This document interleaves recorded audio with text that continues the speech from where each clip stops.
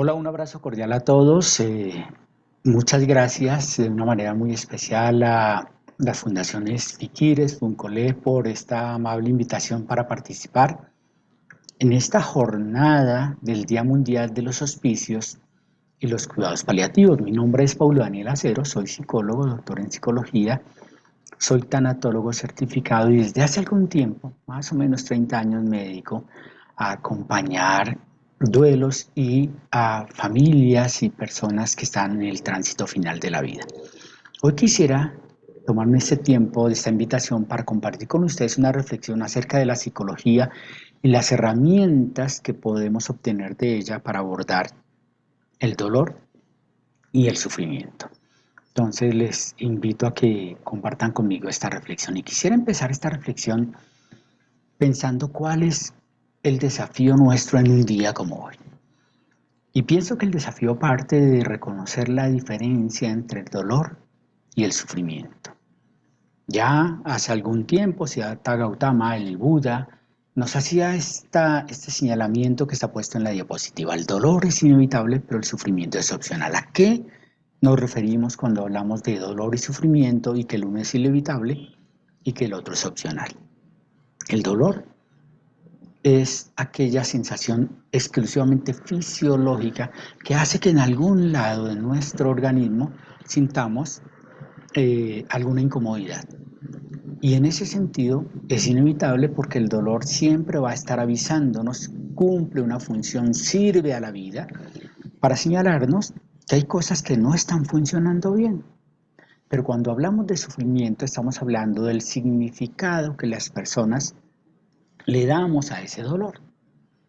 Cuando hablamos de sufrimiento estamos hablando de la manera como nosotros nos enfrentamos al dolor y hacemos interpretaciones sobre él, de modo que eso en muchas ocasiones lleva a que un dolor inicialmente exclusivamente fisiológico se convierta en un dolor que embarga todo nuestro ser, que embarga nuestras emociones, que implica nuestras cogniciones y que por supuesto afecta todas las dimensiones de nuestra vida. La diferencia entonces entre dolor y sufrimiento es su origen. Si pensamos en el dolor, tendremos que reconocer que es una reacción natural ante un suceso inesperado y desagradable. Y, pues en general, tendremos dolor ante cualquier pérdida significativa, pero lo que sucede es que ante las pérdidas significativas, el dolor irá más allá de la sensación fisiológica. El sufrimiento es el estado que nosotros generamos usualmente al resistirnos al dolor. Y tenemos que reconocer bien esto. ¿Por qué? Porque nosotros poco a poco hemos ido metiéndonos en la vida contemporánea en una sociedad que combate el sufrimiento, que busca que no suframos a toda costa, y la forma en que nuestra sociedad intenta que no suframos es medicarnos tempranamente como para evitar aquello que nos incomoda, como para anestesiar nuestras sensaciones que son normales. Para que tengamos un contexto, veamos estas informaciones que nos trae la Organización Mundial de la Salud. Se estima que anualmente aproximadamente 40 millones de personas necesitan en el mundo cuidados paliativos y que de esos 40 millones un 78% vive en países de ingresos bajos o medianos, como los nuestros aquí en Latinoamérica. Actualmente a nivel mundial, tan solo 14% de las personas que necesitan asistencia paliativa la reciben, y esto porque las estructuras de salud de los países no han implementado las directivas de la propia Organización Mundial de la Salud o de los propios Ministerios de Salud para ejecutar y estructurar servicios de cuidados paliativos adecuados a la población. Se sabe que una asistencia paliativa temprana reduce las hospitalizaciones innecesarias y el uso de los servicios de salud, por lo cual es importante que cada vez más le demos una prioridad en nuestros entornos, en nuestras estructuras de salud, a una buena implementación de cuidados paliativos y, por supuesto, a una buena, adecuada e idónea formación a los profesionales de la salud que intervienen en estos contextos. Una reglamentación excesivamente restrictiva de medicamentos paliativos esenciales priva de acceso a medios adecuados de alivio del dolor y cuidados paliativos. ¿Qué tenemos que reflexionar acerca de esto que estoy planteando? Que en países como el nuestro, lamentablemente, muchos medicamentos que podrían ser útiles en un entorno de cuidados paliativos son tan excesivamente restringidos que se hace casi que imposible que las personas que los requieren puedan acceder a ellos. Diversas circunstancias inciden en ello, pero el llamado que estamos haciendo es que desde nuestras instancias, desde las jerarquías que se toman decisiones en cuanto a la salud, revisemos estos elementos que hacen o que sirven como barreras para que las personas que requieren los servicios de cuidados paliativos no tengan un servicio adecuado. Y por supuesto, también tenemos que tener en cuenta, como lo decíamos, ante la falta de formación y de concienciación sobre los cuidados paliativos por parte de los profesionales de la salud. ¿Qué es lo que sucede? Que en muchos de nuestros entornos los profesionales de la salud han sido formados exclusivamente para curar la enfermedad. Y hay un momento en que la enfermedad ya no tiene cura. Pero que el hecho que una enfermedad no tenga cura, es decir, que no se puede hacer nada para revertirla, no significa que estemos derrotados como profesionales de la salud. Ya lo decía hace muchos años Platón.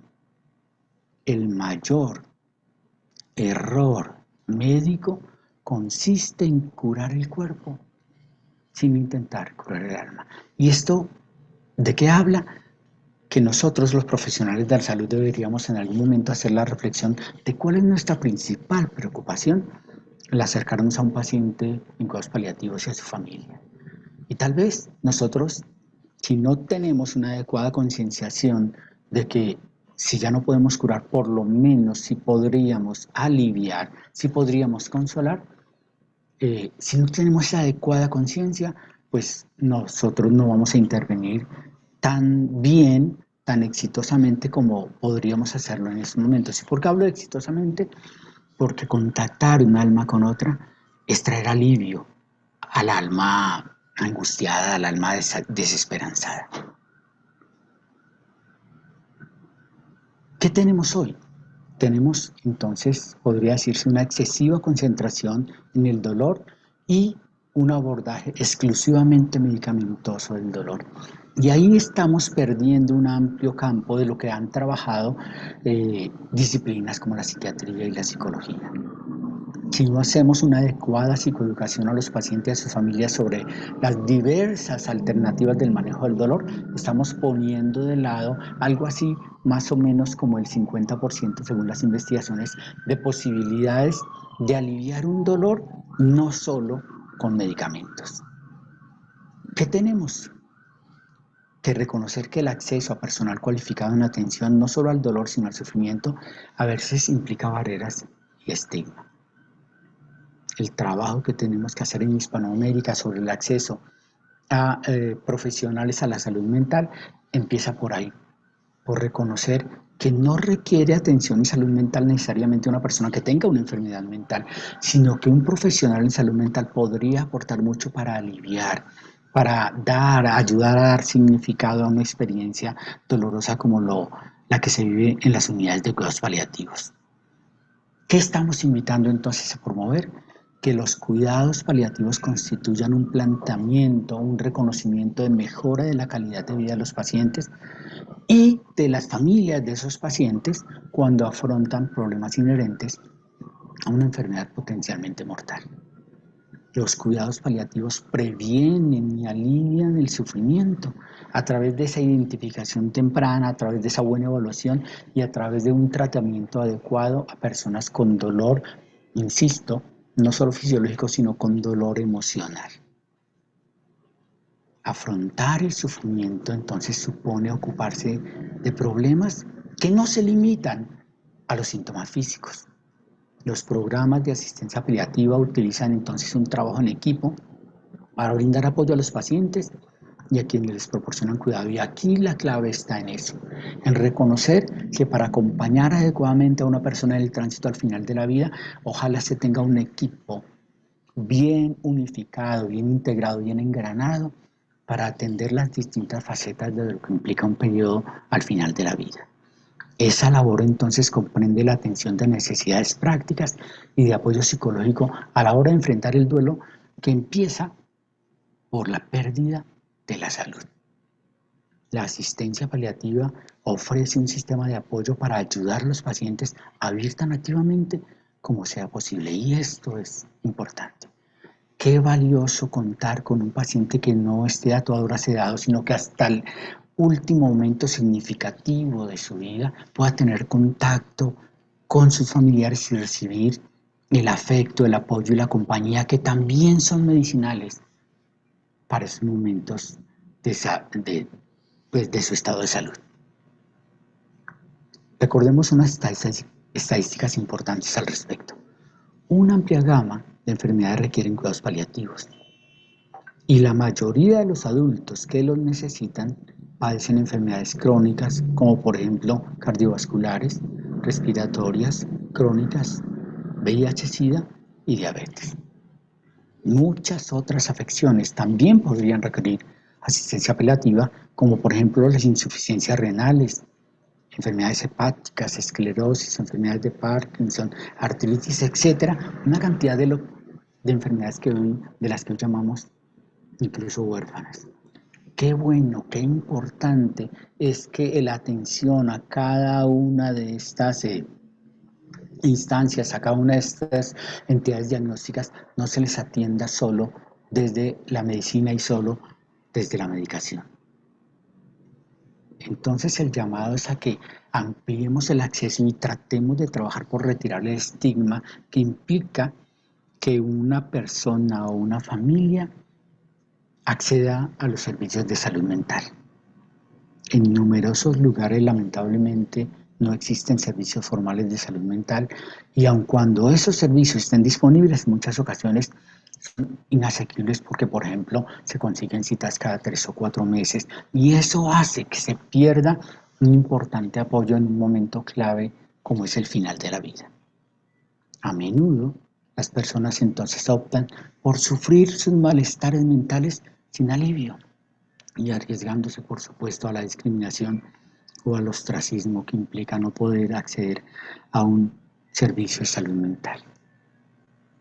Ya que el dolor es una reacción natural, el dolor siempre tiene un principio y tiene un fin, porque surge en respuesta a una circunstancia concreta que puede mitigarse en la mayoría de los casos. Afirmar que el tiempo todo lo cura es cierto, pero cuando uno se refiere al dolor, tal vez esta afirmación sería más real, más cercana, pero cuando hablamos del sufrimiento, tenemos que reconocer que el sufrimiento no decrece únicamente con el paso del tiempo, que para el sufrimiento hay ayudas, acompañamientos que apuntan al alma y al espíritu de las familias y de las personas en tránsito al final de la vida, que puede ayudarles a cambiar su manera de afrontar. Esta foto que ustedes ven a la derecha me encanta porque para mí es muy significativa en el sentido de que es una rosa elaborada a partir de un misil que cayó en la Franja de Gaza. Un instrumento hecho para quitar la vida a algunas personas o quienes estuvieron en riesgo de muerte por ese instrumento, lo convirtieron en un símbolo de vida. Ustedes y yo tenemos como profesionales de salud que convertirnos en signos de vida, en signos de esperanza para todas aquellas personas que nos permiten acompañarles en este camino. Pero por supuesto recuperemos la reflexión que les hacía al inicio. El sufrimiento en la gran mayoría de las ocasiones se basa en la resistencia que hacemos para no sentir dolor. Y cuando queremos no sentir dolor en ninguna de las circunstancias, lo que hacemos es exponernos al sufrimiento. Cuanto más nos empeñemos en negar o reprimir nuestras emociones, más fuerte, más nos sensibilizaremos al malestar. El sufrimiento en muchas ocasiones se alimenta de una serie de creencias que únicamente van a perpetuar nuestro estado de ansiedad y angustia.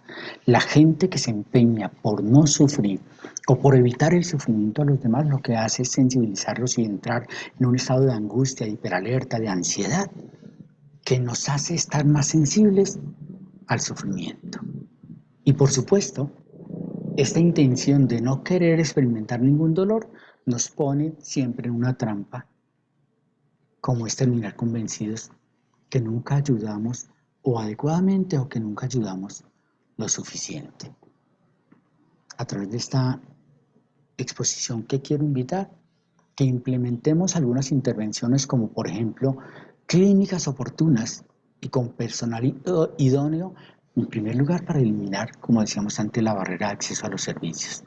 Lo primero que tenemos que garantizar es que las personas puedan acceder, a la medicación que requieren en el momento en que lo requieren.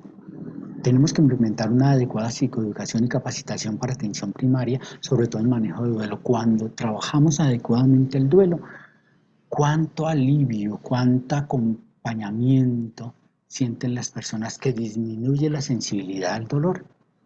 Tenemos que implementar también programas de aprendizaje social y emocional en las escuelas que lleven a reconocer el valor de la pérdida y que nos ayuden a alejarnos de aquella obsesión de evitar el sufrimiento. Acceso y manejo adecuado de medicación, una adecuada formación a los profesionales que administran estos medicamentos es importante también para que esos profesionales puedan informar adecuadamente al paciente y a las familias acerca no solo del objetivo de una medicación, sino también del entorno, de los efectos secundarios que, por ejemplo, puede venir tras una medicación. También hacemos un llamado en este momento a la implementación y fortalecimiento de grupos de apoyo. Cuán valiosos son los grupos de apoyo para aliviar el sufrimiento cuando se encuentran dos personas que están viviendo una situación similar. Y por supuesto, un llamado en estas jornadas a trabajar juntos en la superación del estigma de la salud mental. Ahora, ¿qué podríamos aportar cada uno de nosotros? Bueno, un adecuado aprendizaje en la gestión, no control de las emociones. Siempre que hablamos de control de las emociones, ponemos a la persona a hacer un trabajo adicional para controlar aquello que es incontrolable. Las emociones no son ni buenas ni malas. Luego, el trabajo con nuestras emociones no es controlarlas, sino aprenderlas a gestionar adecuadamente, entendiendo que ellas nos enseñan y nos hacen lograr conciencia de muchas cosas en la vida. Por supuesto, también tenemos que fortalecer las estrategias de afrontamiento, trabajar en que las personas hasta el último momento significativo de su vida puedan tener relaciones significativas, por ejemplo, con el equipo que cuida la salud. Nosotros como profesionales de la salud tenemos que darnos la oportunidad de sí contactarnos con nuestros consultantes, entendiendo que ese contacto humano también alivia. Tenemos que aprender a identificar nuevas posibilidades vitales. Siempre habrá algo que se pueda hacer a pesar de que una persona esté en tránsito al final de la vida. Tenemos que aprender y fortalecer entre juntos la gestión de la espiritualidad y la trascendencia. Por supuesto, en los momentos del tránsito al final de la vida, es importante que nos demos un tiempo con los pacientes y sus familias para replantear el orden de prioridades y para superar, les reitero, esa dictadura que nos lleva a que debemos siempre intentar estar felices y sonrientes.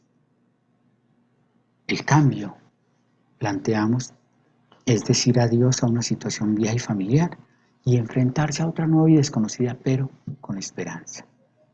Elizabeth Kubler-Ross decía que a veces no es lo viejo o lo nuevo aquello que nos intranquiliza, sino el intervalo entre esas dos instancias. De modo que la invitación es que ustedes y yo seamos instrumentos como profesionales de la salud que siempre transmitan esperanza, que siempre, así no haya una medicación de por medio, entendamos que nuestro propio acompañamiento, nuestra palabra, una buena escucha alivia el sufrimiento de alguien. Finalmente les dejo esta reflexión. Ante lo inevitable, ante lo que no podemos cambiar, a cada uno de los que estamos aquí nos impone el reto de cambiarnos a nosotros mismos. Y siempre podremos aportar al cambio de la vida.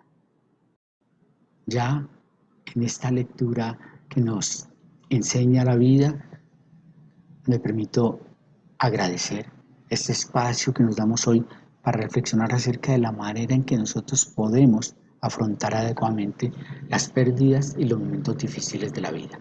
siempre podremos aportar desde nuestro entorno, desde nuestro conocimiento, desde nuestra sabiduría, si lo hacemos con humanidad. Muchas gracias, un abrazo de nuestra parte, muchas gracias por esta oportunidad y que tengan una excelente jornada.